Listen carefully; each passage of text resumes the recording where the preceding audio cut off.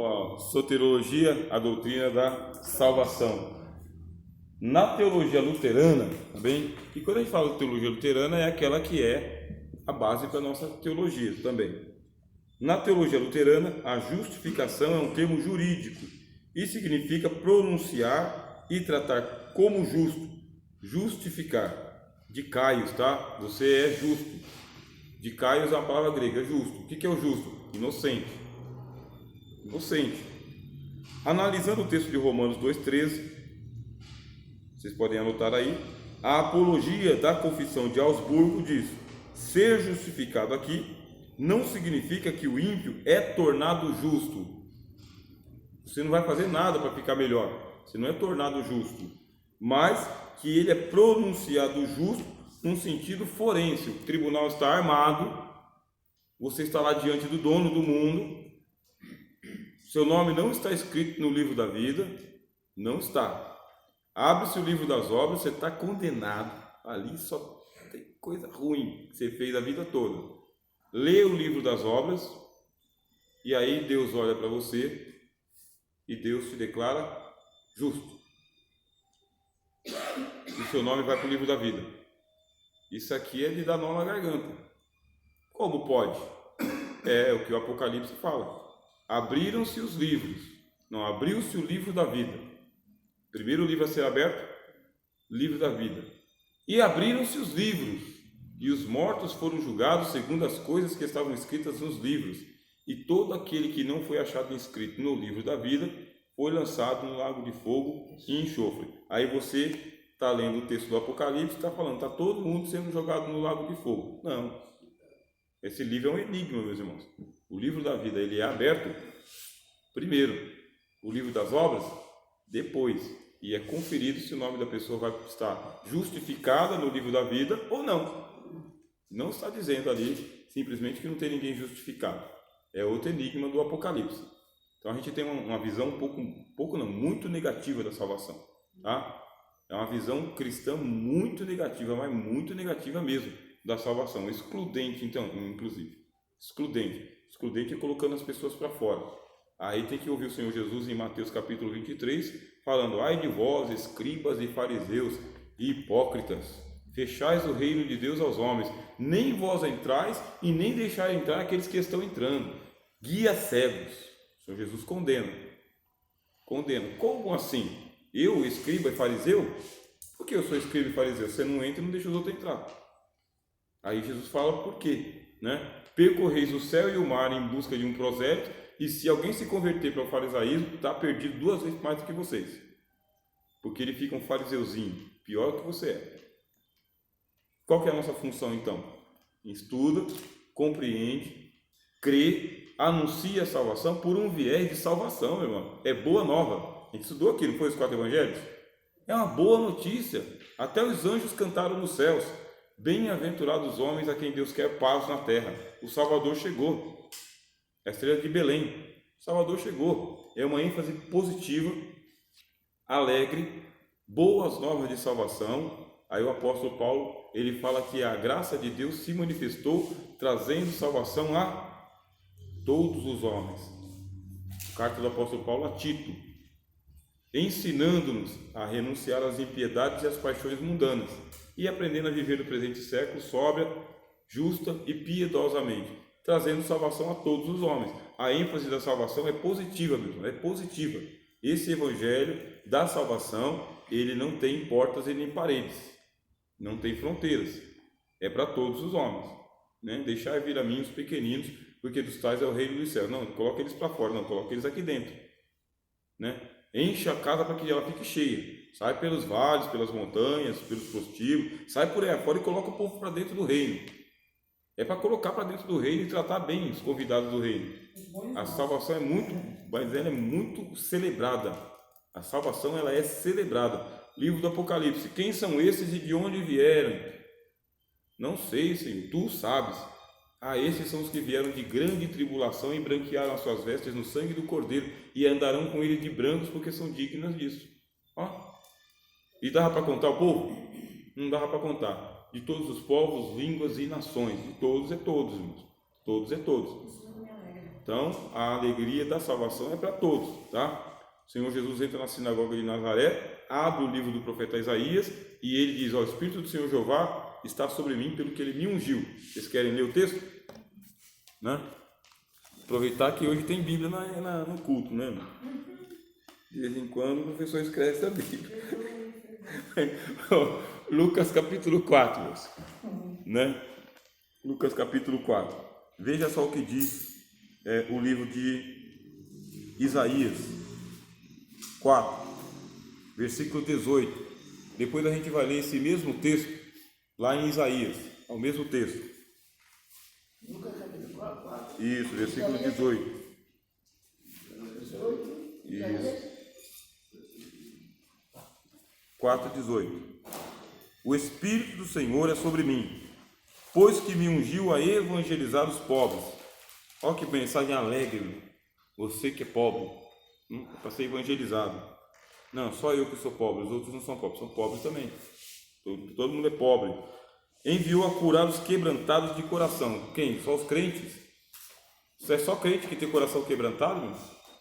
Eu estou fazendo Uber esses dias aí, eu estou vendo tanto coração quebrantado, sabe? Eu peguei uma passageira aí, ela teve que sair da comunidade do Parque Savoy para a comunidade do Elba, drogada, sabe? Tomada de álcool. No meio do caminho ela estava lamentando que ela mais uma vez ela caiu nas drogas. No meio do caminho, lamentando. Então não é só crente que é quebrantado de coração. Então um povo aí que pede misericórdia, só não tem força. A força que você tem, né? Então ele é quebrantado de coração. Então ungiu para evangelizar os pobres, curar os quebrantados de coração, apregoar liberdade aos cativos, irmão. Quem é que está cativo? A turma lá, né? É para colocar em liberdade o cativo. E pôr em liberdade os oprimidos e anunciar o ano aceitável do Senhor. Ó, ano aceitável, meus irmãos. Isso aqui é o Evangelho. Qual que é o detalhe? Agora vamos para Isaías 61. A gente vai ler o mesmo texto lá em Isaías 61. É uma aula de hermenêutica, tá? A aula de hermenêutica é quando você lê um texto e o outro é grudado. Aí você entende melhor o texto. Isso é para comparar, né? Isso, aí a gente vai ver. O texto que o Senhor Jesus está lendo na sinagoga de Nazaré é o mesmo texto de Isaías 61. Então a gente lê: o Espírito do Senhor Jeová está sobre mim, porque o Senhor me ungiu para pregar boas novas aos mansos, enviou-me a restaurar os contritos de coração, proclamar liberdade aos cativos, abertura de prisão aos presos, apregoar o ano aceitável do Senhor e o dia da vingança do nosso Deus, a consolar todos os tristes. Aonde que o texto de Lucas parou? O texto de Lucas parou onde? Anunciar o ano aceitável do Senhor. Qual que é a próxima parte? A próxima parte é essa daí. E o dia da vingança do nosso Deus. Jesus cortou o texto. Ó, Jesus na sinagoga de Nazaré cortou o texto e foi só o dia, o ano aceitável do Senhor. Não falou do dia da vingança do nosso Deus. Sabe por quê? Porque é o tempo da aceitação de Deus. É o ano aceitável do Senhor. O evangelho que está sendo pregado é para todo mundo. É o ano aceitável do Senhor, é o ano da remissão. É tempo de remissão, é tempo de celebrar a salvação. E tem uma ênfase positiva, meu, não negativa. O pessoal dá uma amargada no evangelho que dá vontade de voltar, né? Muito amargo, né? Mas tá lá, muito amargo. E tira o mel da boca, né? O mel da boca. Então, eu acho que se a gente só pregasse só o evangelho, estava bom para muita gente, né? Não significa que estava acontecendo uma liberação, sabe? Mas é uma libertação. Mas na verdade deve ser porque também não tem o conhecimento, né? Então, aí fica aí a desejar. Prejudica, porque tem um monte de gente que não aguenta o fardo, sabendo que o Salvador já morreu e ressuscitou, e que ele não mandou ninguém vazio para casa. Não mandou e não manda. Ele veio para isso mesmo. Veio para isso. Então, a doutrina da justificação. Você entende agora que o ímpio está justificado, declarado inocente, declarado mesmo, não tem volta. Você não se torna justo. E outra coisa, não é um processo, tá? Processos, irmãos aí que são da área do direito, sabe que demora, né? Só a misericórdia, entendeu? Perde o prazo, né? Processo, não é um processo, é um ato, tá? É um ato declaratório, não é que se processa daqui para frente. Você está declarado inocente, você está limpo, tá? Ficha limpa, você pode viver à vontade, pode viver bem, tá tranquilo. Jesus pode voltar hoje ou daqui a 1000 anos. Se você morrer, vai para o céu. Se ele voltar, você vai para o céu. Processo não tem data determinada. Processo é um negócio assim, hoje eu estou salvo, amanhã quem sabe. Não, irmão, não tem negócio desse. Hoje eu estou salvo, amanhã quem sabe. Entendeu? Você é salvo, está salvo. Estamos quase terminando. Então, já li. Sentido forense. Lutero usou a famosa frase: se o justus et pecador, ao mesmo tempo justo e pecador, referindo-se à condição simultânea de pecador, onde ele é contado ao mesmo tempo como justo judicialmente, em virtude da imputação da justiça de Cristo, irmãos. Quem diz isso é o apóstolo Paulo. Deixa eu ver se a gente acha o texto aqui. Primeira carta aos Coríntios, capítulo 1.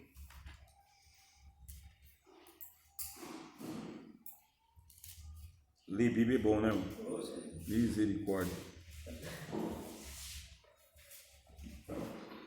Capítulo 1 da primeira carta aos Coríntios, versículo 30, meus irmãos. Isso aqui é peso pesado, hein? Você pega uma dose desse versículo assim e coloca na sua pregação, tá? Só uma dose, uma gotinha assim. 1 Coríntios capítulo 1, versículo 30. Mas vós sois dele, em Jesus Cristo, o qual foi feito por Deus sabedoria, justiça, santificação e redenção, para que, como está escrito, aquele que se gloria, glorie-se no Senhor. Quem foi feito a sua justiça? Sua santificação? Sua salvação? Cristo foi feito. Ponto. E a minha? Cadê a minha? A minha é Ele, tá? A minha é Ele. Então, nós somos dele.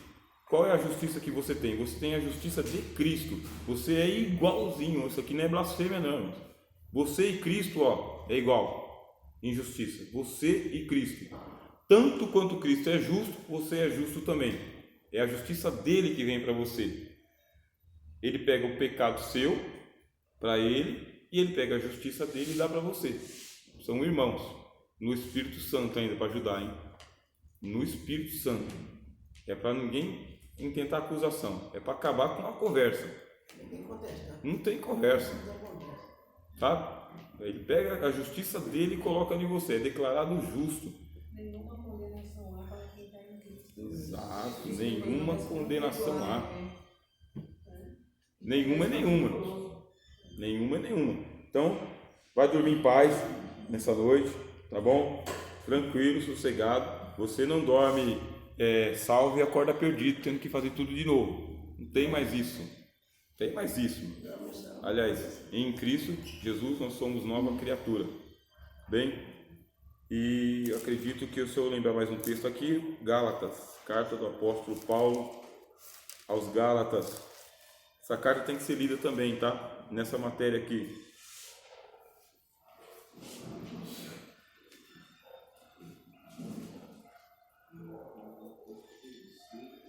Capítulo 2.